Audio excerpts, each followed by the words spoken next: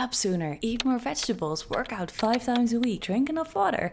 We've all heard it before, and even though it is true, those are not the hacks that I'm going to talk about today, because this episode of my Level Up series is about 5 healthy habits to become that girl. Sometimes it feels like you have to get up early because how can you otherwise be productive? If you sleep in, you're lazy. But then why does it seem so easy for some to get up early and for some so hard? Well, that's because something exists as a sleep chronotype. That basically means that people just run on different schedules. So, what are you? Are you a bear, a lion, a wolf, or a dolphin? Let me know in the comments, and if you've never heard about this test before, then I'll link it in the description box. Does that mean that you have to give up getting up early when you're a wolf? Or should you quit your job because you're working night shifts when you're a lion? No, it's just something to be aware of. It might give you valuable insights in why it's harder for you to get up early than it is for others. Because you know what? That girl knows who she is and what works for her. So go figure it out and plan accordingly. If possible, of course. Eat more and move more.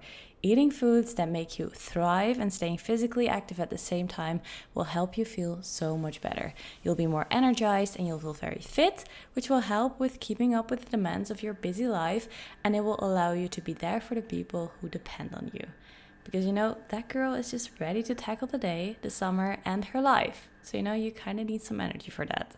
And if you're unsure what you need to do to push yourself to move more, then I have a solution for you. You can go ahead and get my new program. It's my 6-week Shred Guide Home Edition, which is an ebook with all the information regarding training and nutrition that I wish I had available when I started my fitness journey. But not only that, this guide has a full-on 6-week program that will show you what to do when it comes to training, warm-ups, cardio, everything. Everything is linked, so you can easily just click through it. There are written instructional cues per exercise and also videos that you can access, and the list with alternative exercises in case something just doesn't work for you. And you're probably thinking, is this everything? Because that's a lot, but it's not. I also included 20 of my fave recipes, including macros, so it's basically your program to becoming that girl. I'll pop the link in the description box in case you want to go ahead and check it out. Alright, on to working on some more recipes. I'm trying to make the perfect chocolate protein oats, and therefore I'm first trying to make the perfect chocolate oats, and then I'm working on implementing the protein. I'm very specific when it comes to my chocolate oats and to my protein oats because 9 out of 10 times they just don't hit the spot for me or they are not healthy.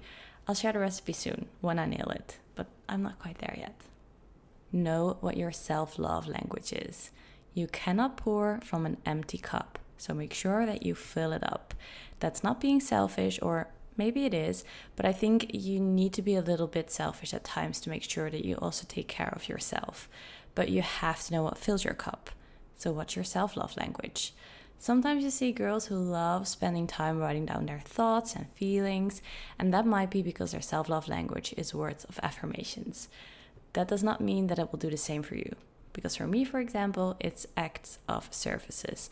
I love just putting on some music and tackling a project I've been neglecting for way too long. For example, organizing my gym wear. So I'll take a drawer or a closet or sometimes even a room. I put on some music and I start organizing. Luckily, I can quite easily decide if I want to keep something or donate it to charity, if it's still in a good condition, of course. So it actually doesn't even take that long. Which isn't always the case with the project. You just postpone them, but then when you actually do them, they turn out to be not that bad at all. Anyways, I love gym wear. You'll hardly ever see me all dressed up in normal things because I think gym wear is just flattering, it's comfy, it's cute. And what's your excuse to skip a session if you're already in the right outfit? There is none. Luckily, Gymshark is having a sale as we speak. Put my link in the description box down below. I often get asked what my favorite Gymshark items are, the items that I would recommend you to get or that I wear most often. And it's actually really simple. It's the Vital Seamless shorts or the camo shorts, and then the V-neck training sports bra because it is so simple. It is low to medium support. I don't need that much support, so it's perfect for me.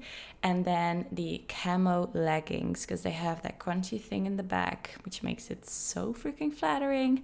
It's just really comfy. It's kind of compressed, so you feel a little bit of like that it holds you in, but it's still very, very stretchy as well. And then I'm obsessed with oversized t-shirts. I usually get them in a size medium. This one is from the Reset collection, but you can always get like a men's t-shirt that just looks oversized. Get it in a few sizes too large, and I think those 4 items are perfect for any workout, in any weather, anytime. Be mindful who you take advice from. Have you ever heard about the Dunning-Kruger effect? It's basically that many people would describe themselves as above average in a variety of skills when they are in fact performing poorly. They can't accurately examine themselves objectively, and thus they're unlikely to learn and grow. In fact, it is often the least skilled that are more likely to overestimate. The more you learn, the more you know that you don't know everything. Or in short, the less some know, the more they think that they know. And they can be very vocal about it, quick to give you advice. And while that doesn't necessarily mean that their advice is wrong, that girl knows to have a first line of defense and asks herself who the person is that is giving her the advice. And if you cannot find someone in your circle you think will be able to give you good advice or isn't able to inspire you, then read or listen to a book. So many knowledgeable people wrote books about all kinds of topics, and you can get access to their thoughts by just reading what they wrote. And then the final one is investing, because we're not just concerned about summer 2021, we're also concerned about summer 2051. And therefore, we need to start investing. Now, reminder, this is not financial advice in any way, shape, or form, but it is definitely something that I wanted to include in this video. Investing is basically a way to make your money work for you. Just know that there's no such thing as a no-risk investment. Every investment that you'll make has some risk attached to it. So it's either higher risk with the chances of getting a higher reward, or it is a lower risk with the chances of getting a lower reward, obviously, because there is a trade-off. Now just know that whenever you put money into your savings account, that also has a risk attached to it, and that is the risk of losing value over time because of inflation. I thought it was appropriate to include this tip in this video, and that is because you guys, myself included, we are still young, and that means that we have one of the biggest opportunities when it comes to investing still working in our favor, and that is time. Because with time, there is a thing called compounding, and that basically means that it gives you the ability to grow your investment by reinvesting the earnings. So, as an example, if you invest 10K whenever you're 20 years old and you assume a 5% interest rate, that investment would have grown to 70K by the time you are 60 years old. If you would have made the same investment at 30 years old, you would have 43K at 60.